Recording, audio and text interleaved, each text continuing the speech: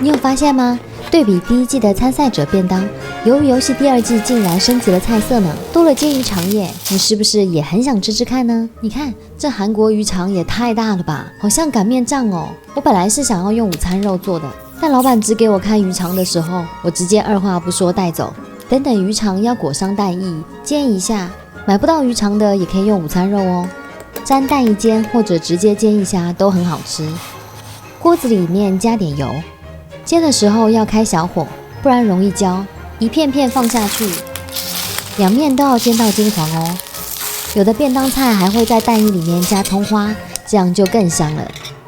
不用洗锅，直接把洗干净的布拉鱼放下去，炒干水分，要开小火哦。炒好了，盛出来备用。小鱼里面如果加点坚果也很香哦。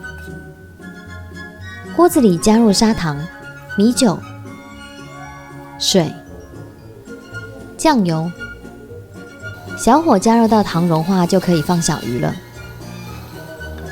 拌炒到上色，最后加入芝麻和香油，拌炒一下就可以了。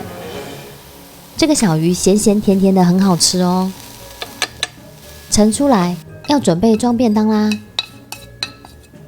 在便当里将白饭铺平，便当里面我还加了市售的黑豆和韩国泡菜。据说韩国以前的小学生带着这样的便当盒去上学，一路蹦蹦跳跳的，饭菜就在里面混合在一起，没想到味道还不错呢。后来就变身成为流行的摇摇便当。最后再来个太阳蛋。眼尖的我发现第一季的蛋是双面煎的，难道是参赛者有反应？因为只煎单面，所以我用锅盖让上面可以熟一点，这边火也要开小一点哦，不然很容易底部变焦。最后便当组装完成，看起来真好吃。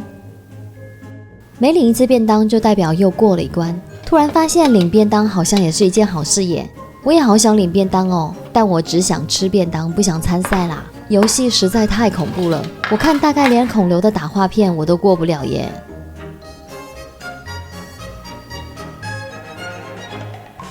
想要收看更多食物小知识，记得按赞、订阅和开启小铃铛哦。拜拜。